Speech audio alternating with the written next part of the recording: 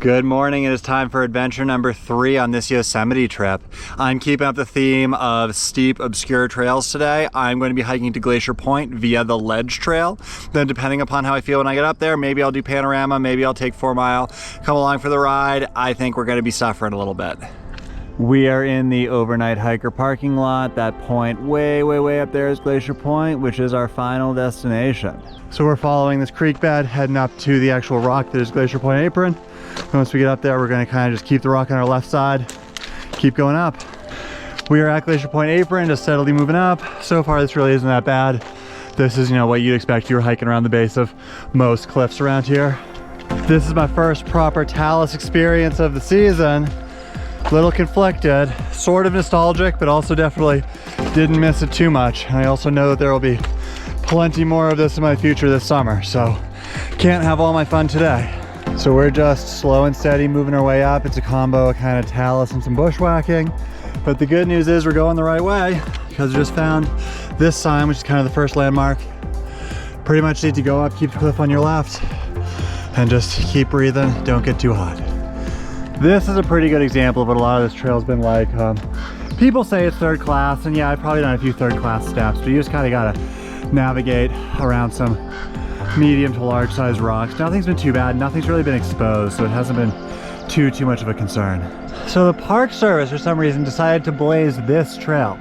I cannot think of any other trail in Yosemite that has blazes. It's been nice to have to follow. There's a couple places with some arrows that'll show you where to go, but we're just steady slogging. This is the cascade that becomes Staircase Falls. Pretty easy cross. We've come up a little ways. I am at Moran Point. This is about the halfway point on this journey. It's taken me about an hour and 15 minutes to get here, but I haven't really been moving that fast, namely because it's hot and I'm really tired. That's kind of what we came up. Nice view up here. Probably not a lot of people get here. And then this is our next step. This is the final gully. Got about 1,800 more feet to go. I'm just kind of starting the bushwhack for real. Let's get it. Pro tip, if you're gonna hike this trail, hike it as early as possible. It's like, I don't know, June 12th or something. I saw a video from somebody who did this late May, and you could tell that it was a lot less overgrown than it is right now. I am really glad I have pants on. We are in it to win it. Bushwhacking all day. This is very overgrown. Really glad I gained so many bushwhacking skills these past few years. Oh. Something I'm experiencing that no other reports mentioned were all the loose rock. I mean, this gully is pretty skinny, and this creek is going right down the middle. My feet aren't especially wet, but I am just climbing on a lot of loose rock, and that's just making me move slow, be cautious. So just be aware of this if you're coming down, early season and the water's flowing. Could be a little slippery. This trail is kind of the marker at the top to tell people not to go down.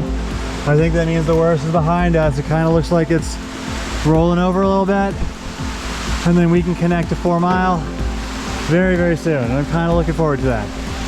One last look back from where we came.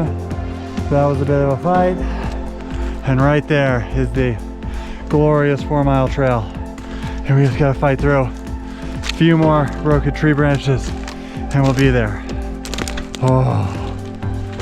Oh my goodness, salvation. Oh, that was something. Don't know if I'm itching to do that again. So I'm definitely a little worse for wear.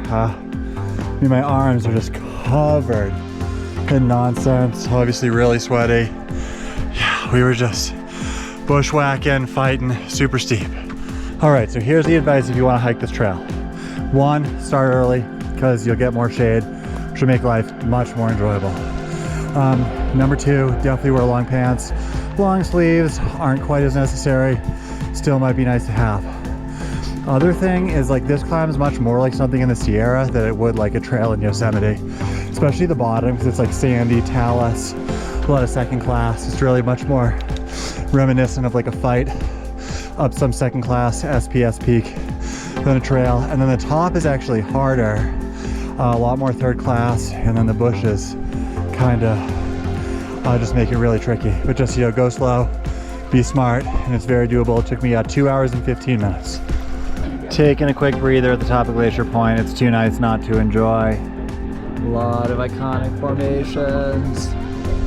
Tenaya Canyon is wild. That's Nevada Falls over there pumping. I'm feeling pretty good, so I think I'm actually going to keep this journey alive as a loop, and I'm going to try to head over there via the Panorama Trail. Should be a lot of fun. It's one of the last trails I haven't done in the valley. Stephanie said it was really, really beautiful, so I'm really excited. So yep, Panorama Trail to Nevada Fall, to the Mist Trail, to Yosemite Valley.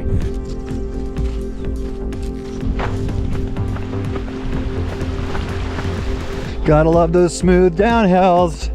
We're gonna get to Illilouette Creek, fill up some water, and then we got a little bit of climbing before Nevada Falls. So I just took a quick break by Illilouette Creek right here because for some reason there was no water at Glacier Point. But I'm loaded up with 2 liters. We got about 3 miles to Nevada Falls, and I'm looking forward to it. Crossing the creek, Illilouette Falls is somewhere down here. It's amazing when you're on a well-graded trail as opposed to the 45-degree slope of the ledge trail, how much easier it is to just chew up some uphill. This feels casual.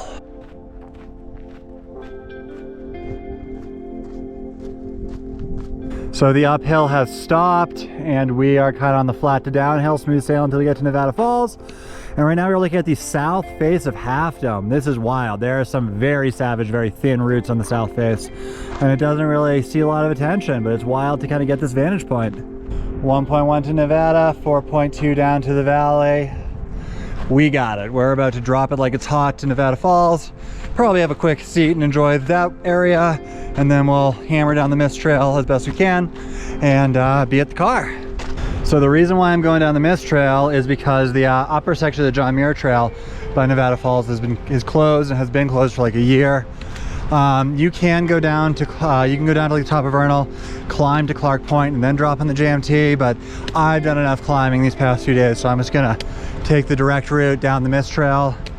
Will the Mist Trail be a cattle drive? Probably. I hate on the Mist Trail a little bit. I mean, it's very crowded, and it's definitely like most people are teaching a master class of like how to be an unprepared hiker. And it gets trafficky just because of all those people. But honestly, like it gets you up close and personal with Vernal Falls in a way that I can't think of any other trail. And it's pretty magical. It's definitely worth doing if you're ever in this park. My recommendation is be start early so you can get ahead of the crowds. Little view of Liberty Cap right before we head across the bridge. Water is going, man. And then right there is Nevada Falls.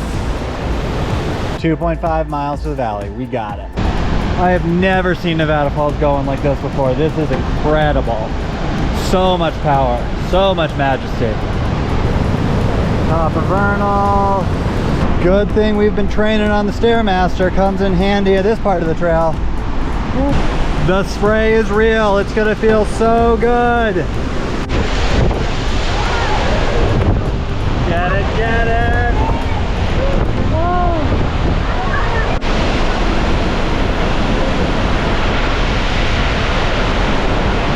I was counting. I think I've gone up the Mist Trail 5 times before. I've never gotten a shower like that. That was amazing. Super, super powerful. So a little to the right of the screen is Glacier Point where we started. We did Panorama all the way across. You might be able to see Illilouette Creek in a few places, and then we climbed back up, rode the high line of that cliff all the way back down. Back on the valley floor. What a hike. We are almost back to the overnight lot, so I'm going to call this video to a close. What a tour and what a trip. In about 48 hours, I was able to go on 3 rad adventures, Sierra Point, then the North Dome thing yesterday. Then we ended with the ledge trail to Panorama today, and all of it was exceptional.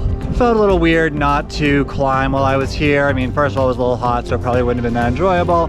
But you know, you could still push yourself and have a huge day here, even if you're not climbing. And just the flavor this time was hiking, and I really, really enjoyed it. Got to go to a lot of really beautiful places I'd never seen before, and was just reminded of how truly special Yosemite is.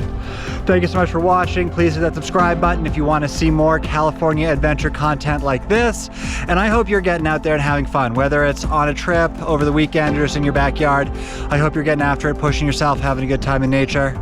I hope to see you on another adventure. I have a good idea. Let's leave our food unprotected in an open bed of a pickup truck. These two ravens are having open season. I think you can probably see the strawberries down there. Don't be like this person. And after a brief hiatus due to COVID, it's back, bitches. Green Dragon Live. Before I left, I had to make one more stop at my favorite spot, the El Cap Meadow. The spotting scopes are out. There's a couple climbers on the wall, which I'm going to check out. But before that, we have to do another Merced River baptism. Oh, yeah. Oh, man.